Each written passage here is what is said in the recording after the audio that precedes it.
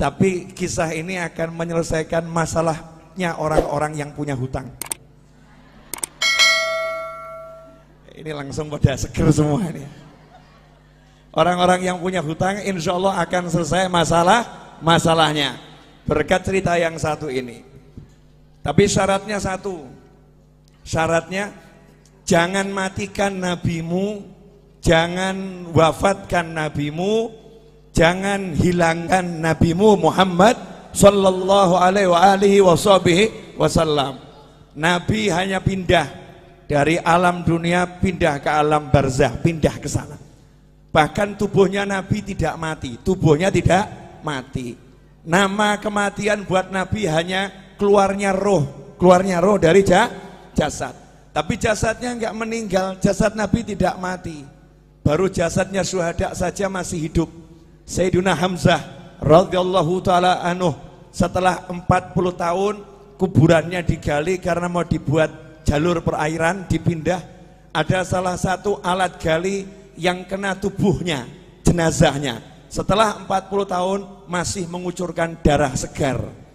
Setelah 40 tahun masih mengucurkan darah segar. Itu paman Nabi dan sahabat Nabi. Sama Allah dimuliakan seperti itu. Apalagi Nabi Muhammad sallallahu alaihi wasallam.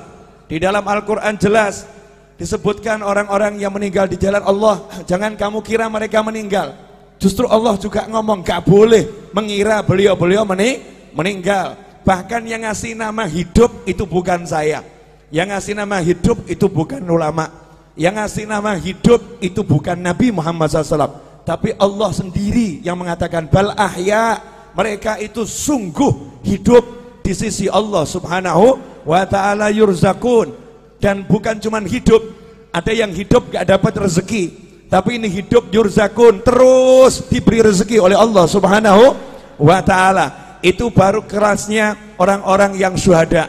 Lantas bagaimana dengan kelasnya imamnya para syuhada, imamnya para nabi, imamnya para rasul, yaitu baginda Muhammad sallallahu alaihi wasallam. Jadi rasakan dulu, jenengan semua, anda semua, kita semua punya nabi yang hidup di alam sana, yang bekerja di alam sana, yang bergerak di alam sana, gak pernah berhenti, terus memantau umatnya. Termasuk sore hari ini menerima sholawat dan salam jenengan semua.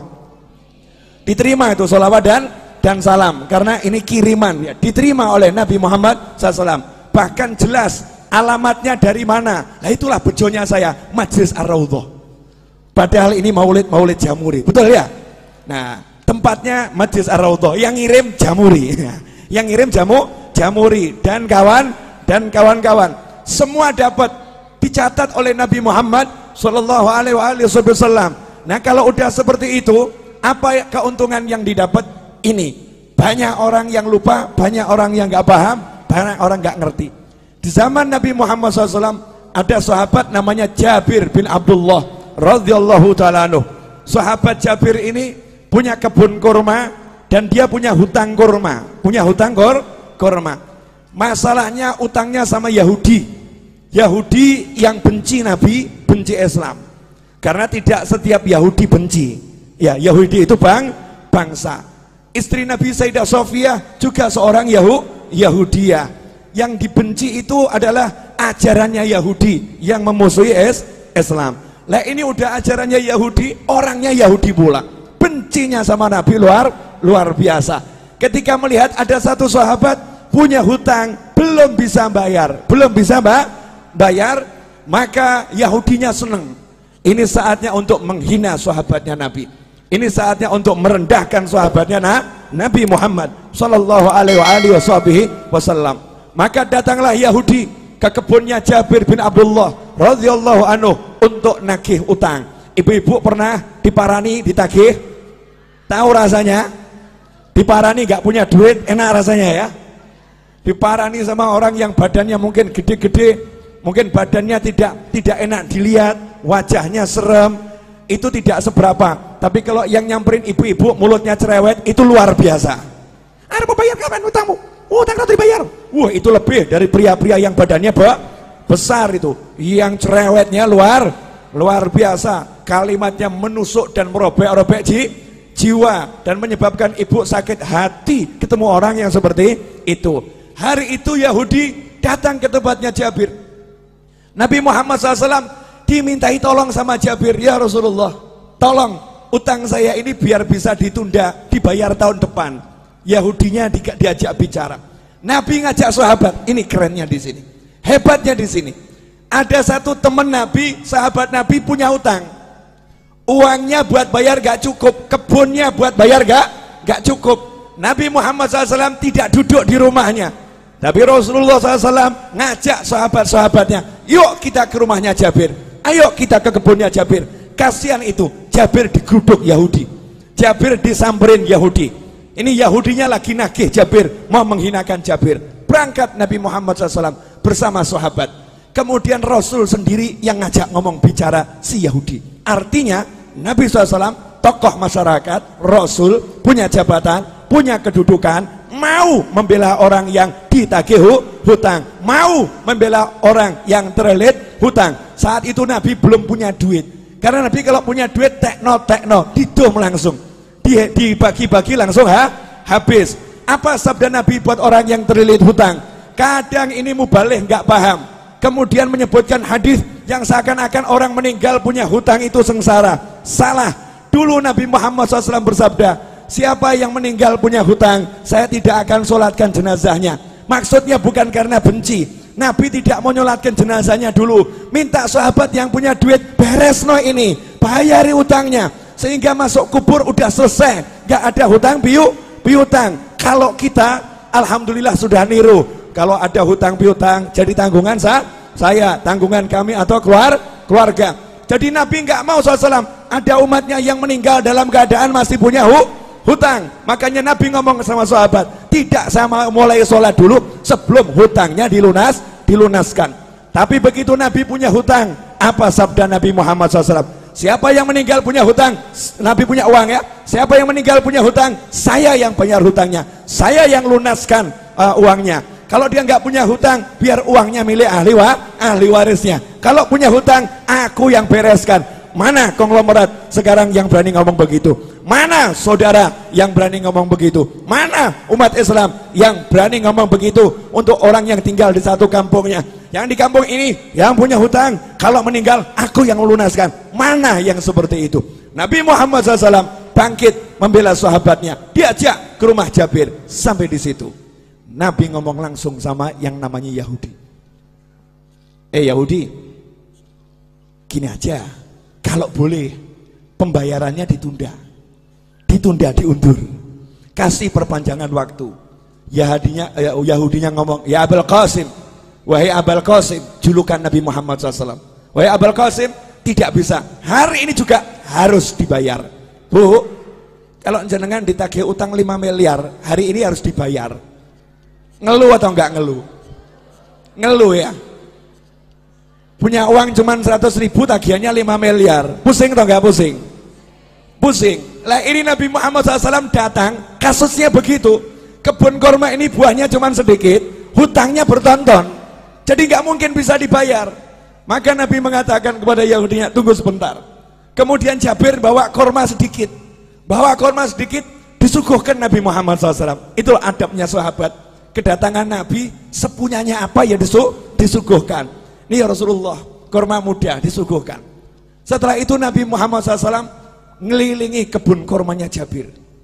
Kebun kormanya dikelilingi, dilihat muter, ya memang gak cukup. Jumlahnya buah korma itu gak mungkin cukup untuk bayar. Maka Nabi SAW kemudian tanya sama Jabir, di mana biasanya kamu duduk-duduk di kebun korma ini? Tempat yang biasa kamu gunakan untuk nongkrong. Kalau bahasa kita, gazebonya di mana? Ya, gazebonya di mana? Rasulullah tanya, di mana itu? Di sini ya Rasulullah. Saya biasa berteduh di sini. Ya udah, saya tak tidur sebentar. Bayangkan ini, ditagih utang sama Yahudi, ditinggal tidur sama Nabi. Tiruan.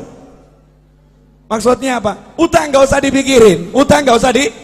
Yang nagih di depan ini ya, nggak dipikirin, tinggal tidur.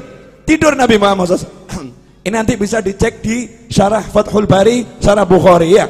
Juga di kitab-kitab Syarah Bukhari yang lain. Tidur Nabi SAW, kemudian bangun. Datangi lagi Yahudinya. Karena masih maksa harus dibayar hari itu juga.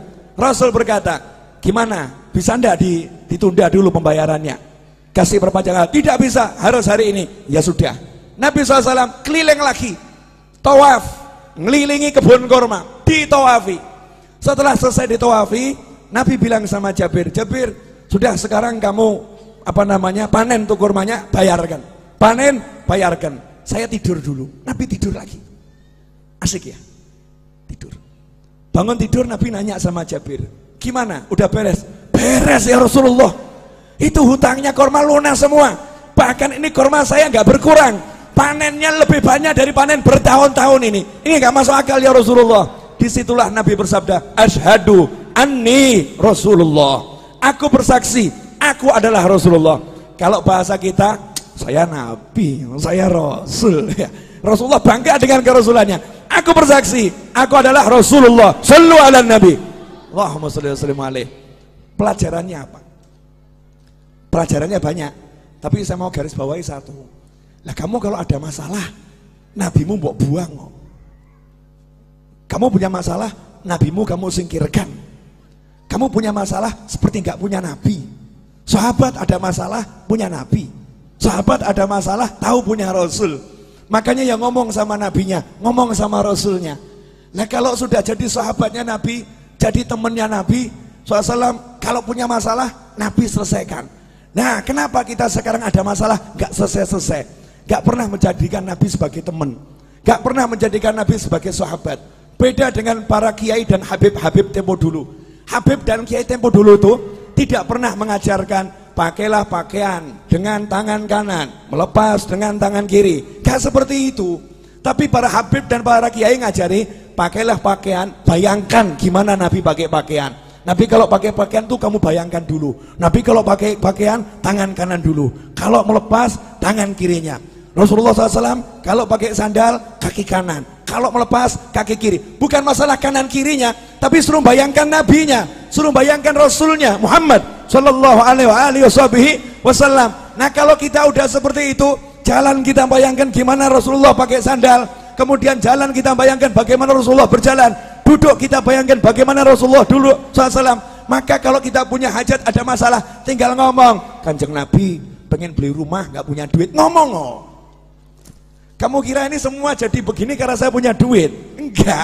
Tapi gara-gara saya rajin ngomong, ya Rasulullah, cucumu yang agak nyebelin di Solo ini, banyak dosanya, banyak salahnya, punya utang banyak, punya hajat banyak.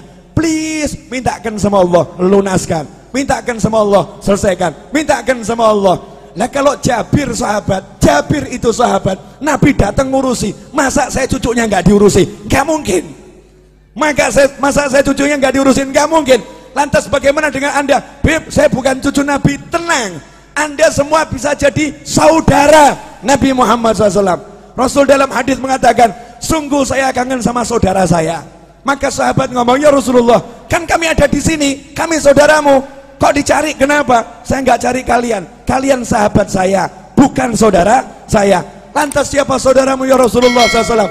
Orang-orang yang lahir nanti belum pernah lihat saya, tapi percaya sama saya, iman sama saya, bahkan rela kehilangan harta dan keluarganya demi sekali melihat saya. Itulah saudara-saudara saya. Saya kangen pengen melihat beliau-beliau itu. Bayangkan, Nabi belum pernah ketemu kita, wujud kita belum ada, sudah dikangeni, dikangeni. Lah kalau kita sekarang bisa kangen sama Nabi dengan baca sholawat Barzanji, Maulid Tiba, kemudian Burdah, Simtudurar dan semisalnya, kita sholawatan sama kangen, berarti kita jadi kelompok saudara Nabi Muhammad SAW. Dan saudara sama saudara itu pasti saling membela, pasti saling mendukung. Kalau udah begitu, kamu punya masalah, insya Allah nggak punya masalah. Saya punya masalah, insya Allah nggak punya masalah. Kenapa? Yang turun tangan langsung Nabi Muhammad Sallallahu Alaihi Wasallam, yang menyelesaikan langsung Rasulullah SAW. Nah, biar Rasul mau turun tangan, biar Rasul mau menyelesaikan, saya kasih tip satu, gak usah banyak-banyak. Mau bu? Wani piro? Ya karena ini urusannya urusan masalah. Banyak orang zaman sekarang kan penuh masalah bingung solusi, gampang. Ilmunya orang tua. Pegang tasbih, baca nariyah 4.444 kali. Pegang tasbih, baca munjiah 1.000 kali. Solawat, pegang solawat. Solawatin masalahmu. Ada orang ngomong, Beb, ini kan urusan dunia. Masa solawat dipakai urusan dunia? Loh, kamu tuh masa urusan dunia mau pakai apa kalau nggak pakai takwa? Urusan dunia itu diraih dengan takwa. Kamu punya hajat pengen kabul harus doa. Doa nggak pakai solawat nggak diterima sama Allah. Sehebat apapun orangnya doa, nggak pakai solawat nggak diterima sama Allah Subhanahu wa ta'ala. Sehebat apapun orangnya sholat, nggak pakai solawat nggak diterima sholatnya oleh Allah Subhanahu wa ta'ala. Sehebat apapun orang khutbah Jumat, gak pakai solawat, gak diterima oleh Allah Subhanahu wa ta'ala. Kalau hidupmu gak ada solawat, gak diterima oleh Allah Subhanahu wa ta'ala. Dan kalau kamu hanya ingat Allah, gak mau ingat Nabi Muhammad SAW, Islammu ditolak oleh Allah Subhanahu wa ta'ala. Sebelum minta apapun, suruh mengedepankan Allah Rasulullah, Allah Rasulullah. Dalam sholawat sudah ada semuanya. Allahumma sholli, Allahumma sholli. Sholawat itu nyebut Allah, nyebut Nabi Muhammad SAW. Nah, setelah kita banyak sholawat, awali doa dengan sholawat, betul? Setelah kita banyak sholawat, baru ngomong, ya Allah, ini loh hajat saya, ini loh masalah saya, selesai. Makanya orang dulu ngajari begitu. Cuman ibu-ibu pokil. Tahu pokil, Bu? Curang. Ya, merekayasa solawat, kemudian mencurangi solawat. Nariyah 4.444 kali dibaca berjamaah, satu orang ambil 5 jagung, 10 jagung. Saya nggak bicara fadilah, kalau fadilah luar biasa, fadilahnya luar biasa. Kemudian protes sama kiainya, sama habibnya, sama gurunya. Saya udah baca nariyah berjamaah, tapi hajat kok nggak kabul-kabul. Habibnya jawab kabul, cuman kabulnya juga berjamaah, jadi dicicil saudara-saudara. Kabulnya dicicil, diangsur. Kalau pengen kabulnya cespleng, ya kamu sisakan waktu khusus. Minta izin sama suamimu. Ya, suami, kamu butuh mobil, butuh rumah, butuh hutang lunas. Iya, dah kamu urus anak-anak, aku izin ngurung diri di kamar 5 jam, jangan diganggu. Ngapain? Mau nariyah. Pegang tasbih, baca nariyah 4.444 kali. Setelah itu keluar ngomong sama suami, jangan kamu pikir lunas hutangmu. Niru Nabi, Nabi tidur. Nabi tidur, dah silahkan pergi kerja, gak usah dipikir. Main-main sama anak, gak usah dipikir, lunas. Suaminya nanya, lunas piye? Duit gak ono, tenang, Nabi yang bereskan. Lah caranya piye? Ojo takut aku. Caranya gimana? Jangan tanya saya. Janji Allah, wa yarzuqhu min haitsu la yahtasib. Allah akan kasih rezeki dari arah yang gak pernah diduga. Itu kalau kita pegangan sholawat. Dan tidak mungkin sia-sia orang yang berpegang sholawat. Nah sayangnya kita sukanya susah. Ini ibu-ibu Jawa ini kan gak ada wajah-wajah susah, gak ada ya. Gak ada wajah-wajah susah, gak ada. Walaupun hidupnya mungkin ada yang agak susah, tapi tetap gak susah, paham ya? Lah hidupmu penuh nikmat kok susah. Hidupmu penuh nikmat kok susah. Karena ini 30 hari sholawatan terus. Jadi ya suami ditinggal loh ini. Suami, bojo, bye-bye. Pak, sholawat dulu ya Pak ya. 30 hari suaminya ditinggal. Dari mulai zuhur sampai maghrib, anaknya ditinggal. Serahkan suaminya, tolong urus anak-anak dulu ya. Yang udah dewasa udah nak, mau ikut, gak mau ikut, kamu jalan sendiri. Ibu berangkat sholawatan. Begitu pula ibu-ibu. Lah kok ragu, hajatnya gak kabul? Kan manusia aneh bin ajaib. Berarti gak percaya sama nabinya, gak yakin sama rasulnya. Yakin sama rasulmu, percaya sama nabimu. Ikhwani rahimakumullah. Terakhir, karena saya baru nyampe dari Jati Barang, 2:30 malam tadi saya masih di sini. Tadi jam 8 saya ceramah di Jati Barang. Ya, dari Jati Barang saya balik ke sini. Nanti maghrib saya ke Jogja insyaallah. Kemudian besok jam 6 pagi saya harus terbang ke Jakarta. Acara jam 9 sampai asar.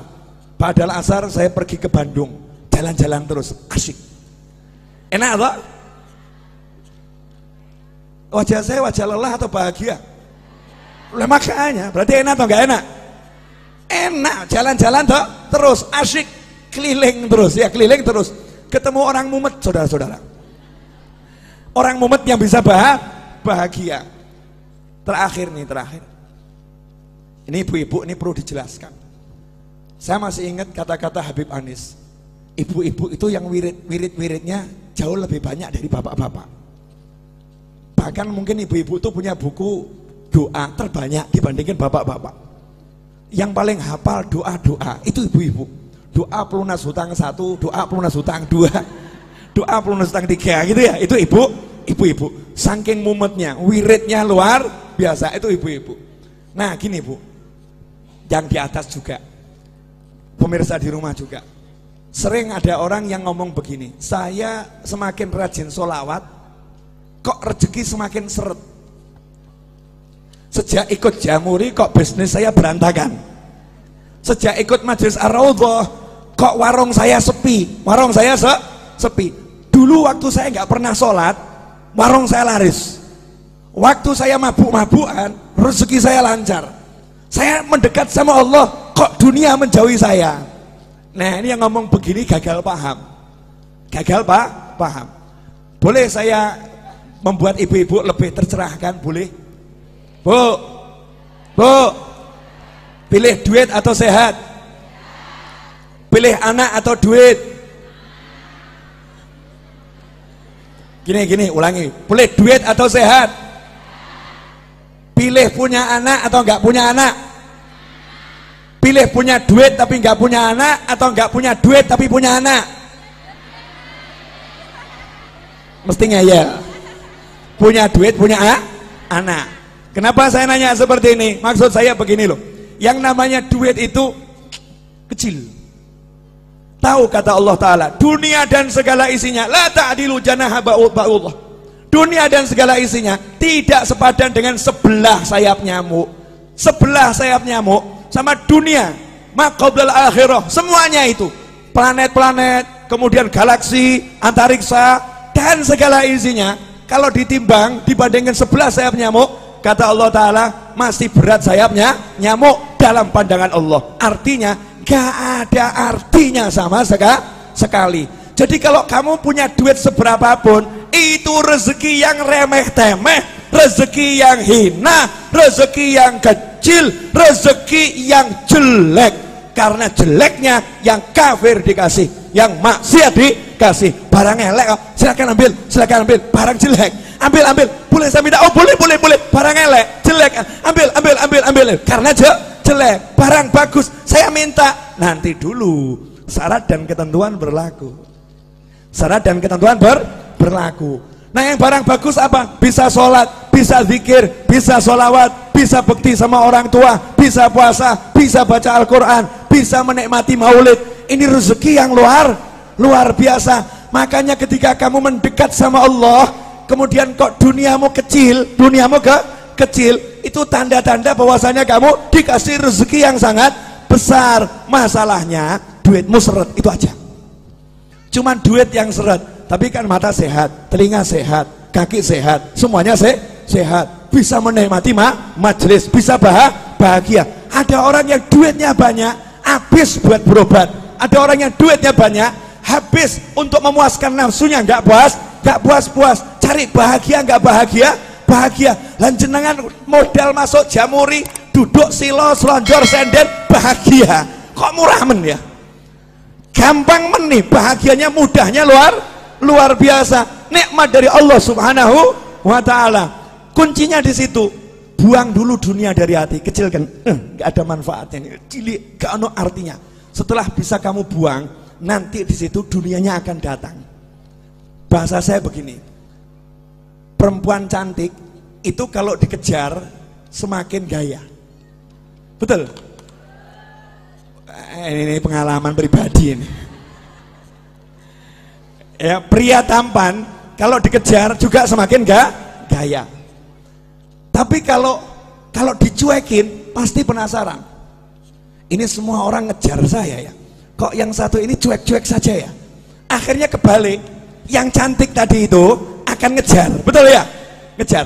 Lah kalau kamu pengen dikejar dunia, cuekin dunianya.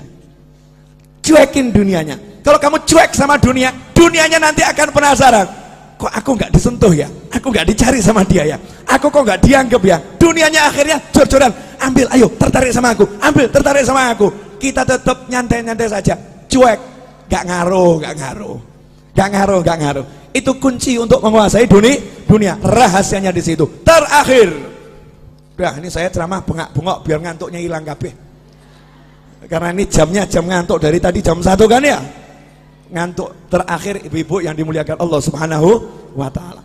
Jadi kalau ada masalah gak usah bingung, gelar sejadah, pegang tasbih, baca sholawat, selesai. Setelah itu ojo mbok pikir, jangan dipikir, lanjutkan kehidupan. Masak ya masak, ngobrol sama anak ya ngobrol sama anak, dan jangan buka handphone kemudian share sama temennya, sumpek aku sumpek. Nah ini gak selesai masalah ini.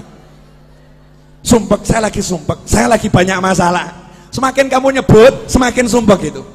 Semakin sumpek. Udah kamu duduk baca sholawat, selesai, gak usah di share. Walaupun suamimu nyebelin, gak usah diurus, sholawatin, selesai.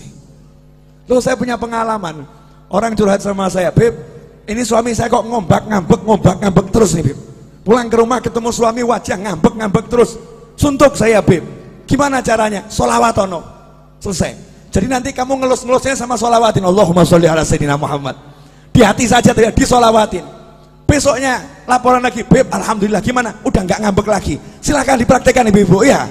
Kalau suaminya suka ngambek-ngambek, sholawatin. Ya, sholawatin. Kalau kerja di perusahaan, bosnya ngambek-ngambek, sholawatin. Kalau ada pelanggan yang ruwet, sholawatin. Beres, nggak mungkin tidak beres. Jaminan 100%, 100%. Ini yang ngomong sudah praktek.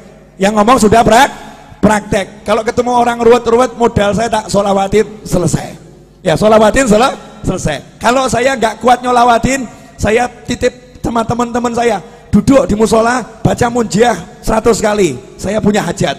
Duduk di tanah sana baca munjiah 1000 kali, saya punya hajat. Giliran saya nyupir ceramah, saya ceramah, yang lain sholawat. Selesai ceramah, selesai masalah. Mau praktek? Jangan, berarti kamu nunggu masalah dulu. Jangan praktek untuk masalah, praktek untuk hajat. Terima kasih, jazakumullah khairan katsiran. Insyaallah yang sedikit ini barokah dan manfaat. Saya udah bilang pokoknya kalau bulan Maulid ceramah saya berusaha dan saya begini nih sumuk dan panas. Saya membayangkan bagaimana ibu-ibu kuat dengan pakaian yang seperti ini ya, luar biasa. Waktu saya di Hongkong naik taksi, supir taksinya diminta sama TKW Hongkong dengan bahasa Hongkongnya, tolong AC-nya didinginkan. Maka jawaban supir taksinya, AC saya sudah dingin. Masalahnya bukan di AC, tapi pakaianmu kebanyakan katanya. Bukan pakai jubah, pakai ini tuh apa namanya TKW kalau pengajian, pakaianmu kebanyakan. Alhamdulillah, insya Allah kalau pakai baju gini kepanasan akan menghilangkan panasnya neraka, menghilangkan panasnya kubur. Saya minta semuanya angkat tangan, tirukan saya boleh? Bismillahirrahmanirrahim. Allahumma salli wa sallim ala sayyidina Muhammadin wa alihi wa sahbihi ajma'in. Rabbi ighfirli wa li walidayya warhamhuma kama rabbayani saghira. Rabbi ighfirli wa li walidayya warhamhuma kama rabbayani saghira. Rabbi ighfirli wa li walidayya warhamhuma kama rabbayani saghira. Wa sallallahu ala sayyidina Muhammadin wa alihi wa sahbihi wa sallam walhamdulillahi rabbil alamin. Alhamdulillah, detik ini ibu-ibu naik pangkat jadi anak yang solihah. Anak yang solihah.